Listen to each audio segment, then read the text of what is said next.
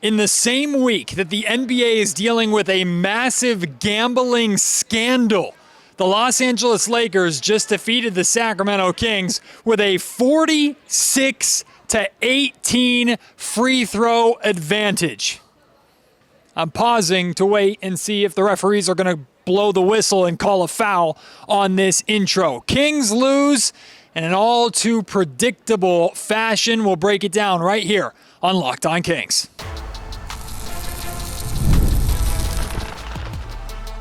You are Locked On Kings, your daily Sacramento Kings podcast, part of the Locked On Podcast Network, your team every day.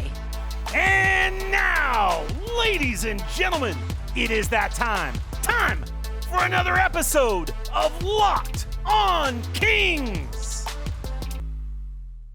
Hello and welcome into Locked On Kings, your podcast hub for Sacramento Kings coverage all season long. Today's episode is brought to you by Game Time. Download the Game Time app, create an account, and use code LOCKEDONNBA for $20 off of your first purchase. My name is Matt George. I have the privilege of being your host here. I'm a Sacramento sports anchor and reporter for ABC 10 News, and I'm surprised I didn't foul out of this game.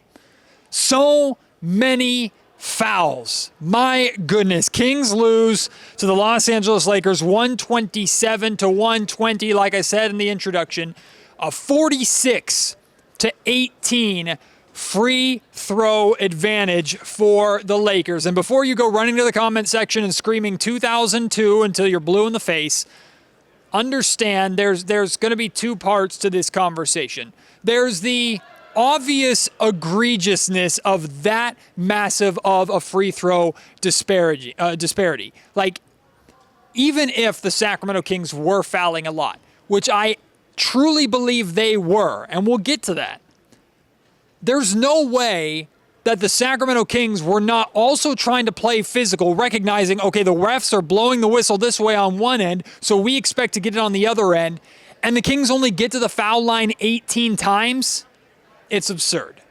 It's ridiculous, right? And I'm not like investigate the league, stuff like that. Like we don't need to go that far. We can get our jokes off if we want to. But these are games where I hope that NBA officials review them. Whoever holds them to the highest standard, whoever grades their performances, reviews this and goes, guys, we got to figure out how to correct a disparity like this. There should never be a circumstance where one team shoots 46 free throws to another team's 18. Like that should just not happen. It should not happen. And I would say that if it was reversed, if Sacramento shot 46 free throws to the Lakers 18.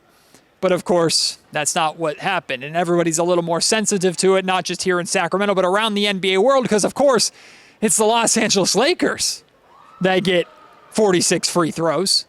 In a game where LeBron James and Luka Doncic, Luka being notorious for crying to the officials after every single play, they weren't here to get to the line all those times. No, it was Austin Reaves, who had a phenomenal game, by the way. We'll talk about Austin. But Austin Reaves, who got to the line 22 times. No other Laker got to the foul line more than 6. Meanwhile, the Sacramento Kings leading free throw shooter was Russell Westbrook with 6 free throws. Like, that just cannot happen. Like, I would hope that, I shouldn't expect this of Lakers fans, and I wonder what the Kamenetsky brothers over at Locked On Lakers are saying, but even they should look at this situation and instead of making a smart aleck comment like, well, just defend better, stop fouling, just defend better, stop fouling. I hope they would look at this and go, yeah, hey, maybe this was a little over the top, a little unnecessary. Just like I was happy to say that I felt that the flagrant foul call on DeAndre Ayton in I think it was the third quarter, was unnecessary. Now, Kings fans were mad at me because of that during the game. I don't think that should be a flagrant foul. Clearly, Keon Ellis and DeAndre Jordan are scrapping to try and recover a loose ball, and just because DeAndre Jordan's taller and has longer limbs doesn't mean that he was aggressively trying to hit Keon Ellis in the face. It's as incidental contact as it gets. I think that's a soft, flagrant foul in my opinion. So, hey, if Sacramento Kings fan Matt George with his purple-tinted glasses over here can make a comment like that, maybe there's some decent Laker fan out there that can go, oh yeah, we shouldn't be shooting 46 free throws to another team's 18 ever. That being said, here's the part of the conversation that Sacramento Kings fans aren't going to like. And if you want to take out your frustration and venom on this game and how it was officiated and everything on me, I guess feel free to do so. The Sacramento Kings did not do themselves any favors in this game whatsoever when it came to fouling and defensively. Right? The Lakers could not hit a three. I mean, they finished the game shooting 32% from three-point range, 8 of 25, and a lot of those three-pointers came during the fourth quarter when they put this game away and closed it out towards the end. The Lakers couldn't shoot from three-point range almost the entire game. They weren't even trying to shoot from three. And yet the Sacramento Kings were somehow allowing them to get downhill, to attack the basket, to initiate contact, and whether it was a foul or not, the Kings were making the decision easier for the referee with their swiping at the ball. Now, I understand you want to make plays on the ball, you want to come up with steals, and the Kings did come up with a few steals at times or knock the ball loose or not allow the Lakers to get a shot up. But when you're swiping and you're scratching and clawing at the ball and the referees are calling the game the way they're calling it, you make it easy on them to blow the whistle. Like, Kings fans, we can look at that number and we can say 46-18, that's ridiculous. That's egregious. And of course it's the Lakers, right? We can all feel that way and agree there. But Kings fans, I also encourage you to look at this game and go, what could the Sacramento Kings have done differently? What the officials could have clearly done differently is either stop calling all those fouls for the Lakers or give them to the Kings on the other end. And it was very clear offensively. I think the Sacramento Kings were trying to get that whistle themselves with how aggressively they were attacking the basket. But the Kings also picked up a number of just ticky-tack dumb fouls when trying to play physical and pick up 94 feet and play full court. I know that's how Doug Christie wants to play, but there's a difference between like bodying up your man and bumping him and just hand-checking him while he is just barely putting the ball on the floor to take the ball up the court. Devin Carter did that. Dylan Cardwell did that. The Kings, Keon Ellis did that. Like, the Sacramento Kings also had dumb moments in this game where they were in the penalty and continued to send guys like Austin Reaves and the Lakers to the foul line. So it doesn't have to be one extreme or another. I mean, a 46-18 disparity is pretty extreme. It's pretty extreme. But we don't have to go screaming conspiracy from the rooftops. The Sacramento Kings didn't do themselves any favors with how they were defending. That being said, referees, you need to call the game on both ends the same way. Call the game both ways. They absolutely did not do that for the Sacramento Kings in this game.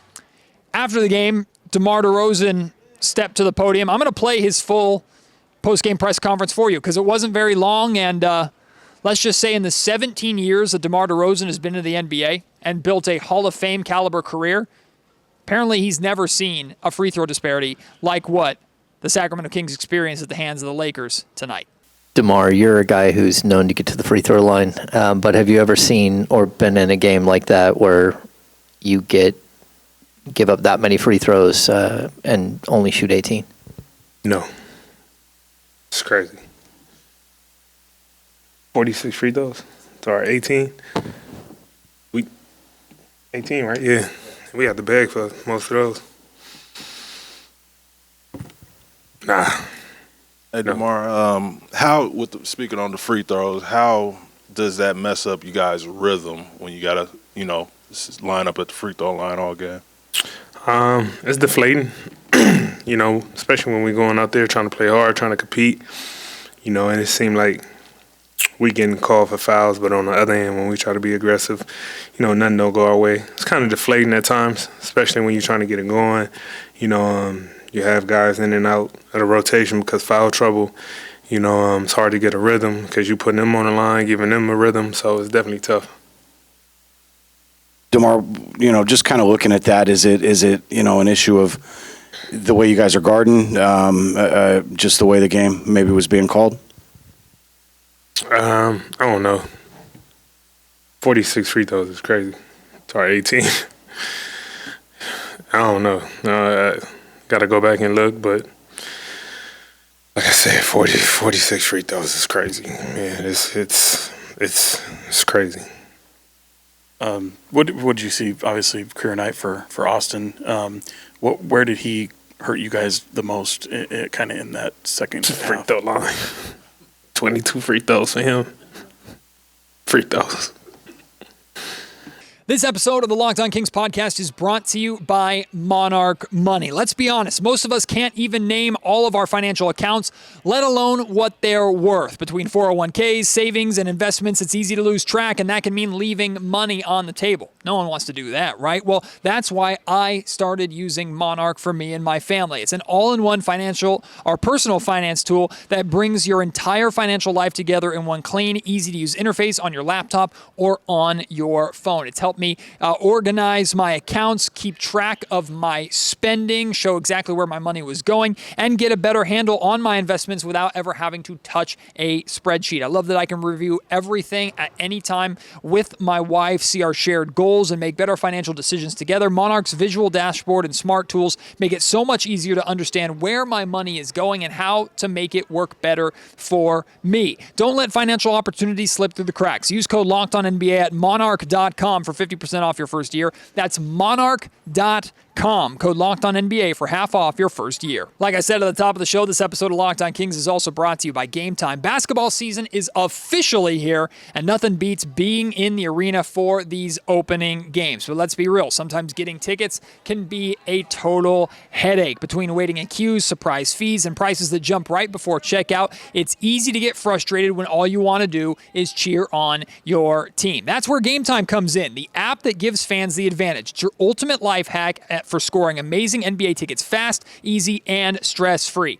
I have used Game Time before to get last-minute tickets, whether it was for events like concerts. When my wife and I were in Las Vegas, we got last-minute Bruno Mars tickets that could not be beat. We're talking like 40-50% cheaper than they were even hours beforehand, because the closer you get to the event, the better the prices are on Game Time. You can get your Sacramento Kings tickets. If you're in Sacramento and you want to check out the A's in West Sacramento next summer, you can get those as well. I love that there are no hidden fees at checkout on Game Time. This is such a big an underrated feature, right? When you select your seats, the number that it shows for the seats, that's the number that you pay. No $20, $30 surprise fees right on that last page of checkout after you enter your credit card information. Plus, they have zone deals that are a game changer. You pick a zone or a section that you want to sit in, and Game Time selects the seats at the best discount. You can even find NBA tickets for under $25. Take the guesswork out of buying NBA tickets with Game Time. Download the Game Time app, create an account, and use code LOCKEDONNBA for $20 off your first purchase. Terms apply. That's code LOCKEDONNBA for $20 off. Swipe, tap, ticket, go. All right, now that we got the talk about the officiating out of the way, let's be real with ourselves, Sacramento Kings fans. Is this not the most predictable? The way this game went, is this not predictable at all? Like, unless you just started watching Sacramento Kings basketball, and some of you Russell Westbrook fans, hey, welcome to the party. Because the Sacramento Kings taking on shorthanded opponents, missing their stars and losing, that's par for the course here in Sacramento, baby. We're used to that. And it turns out, even if you have two first-ballot Hall of Famers in Russell Westbrook and DeMar DeRozan, even if you have a scorer like Zach LaVine, who scored 30 points in all three of the games to start this season for the Kings, even if you have an all-NBA caliber center in Domantas Sabonis, a Eurobasket champion in Dennis Schroeder, doesn't matter. Doesn't matter. You are still going to lose and have the same problem of not being able to handle the games you're supposed to handle against shorthanded opponents. I know the Lakers are a very talented squad beyond just LeBron James and Luka Doncic, but you're missing two, not just stars of the team, two super mega ultra stars in the entire league. They're out. And you allowed Austin Reaves and the Lakers to come in here and have their way. Granted, of course, the officials helped them out a ton. The officials, there were stretches in this game where, quite frankly, and like we can all admit this, the officials kept the Lakers in the game. When the Lakers couldn't hit any shots and the Sacramento Kings were hitting shots, the Lakers managed to just keep it close. I don't think the Kings led by more than 4 points, right? Which is crazy, considering how well the Kings were shooting and how poorly the Lakers were shooting. Well, they were getting to the rim. They were scoring inside the three-point line, to be fair to them. But every single time the Kings looked like they were gaining some momentum, would begin to pull away even a little bit. Foul to the line, 2 free throws, momentum killed, Lakers right back in it. So obviously the officials played a heavy hand in this, but I play Prize Picks. Prize Picks is a great sponsor here of the Locked On Kings podcast. When I saw the Prize Picks number for Austin Reaves, I didn't even have to look at the number. I hit more. Like, Austin Reaves is going to come in here and he's going to score a lot. He's going to put on a show because, 1, the Lakers need him to, and 2, the Sacramento Kings are going to allow the next man up to take over this game as if he was Luka Doncic or LeBron James, or in the case of Austin Reaves tonight, freaking both. Austin Reaves, 51 points, which is a career high, 12 of 22 from the field, 6 of 10 from three-point range. He had 6 of the Lakers' 8 three-pointers, 21 of 22 from the foul line. Jeez Louise. 11 rebounds, 9 assists, 2 steals, only 1 foul. Only 1 foul, by the way. I mean, come on. Tip your cap to Austin was hitting some stupid shots, like some ridiculously good shots in that fourth quarter. So in some cases, like tip your cap to Austin Reaves, and he recognized the official or the whistle that he was getting, and he took advantage of it. He went right into the Sacramento Kings, kept attacking, kept taking the contact, kept going to the foul line. And when you go to the free throw line 22 times, even if the refs are getting you there, they can't force you to make it.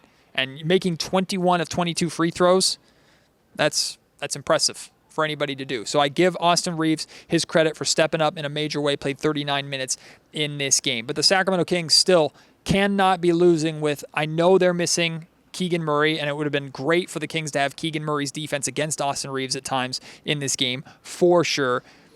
And I know they're missing Nick Clifford, but he's the 24th overall pick in the draft, and he's a rookie, right? We can't be going, well, LeBron and Luke are out, but the Kings are missing Keegan and Keon. Yeah, that sounds like an even trade.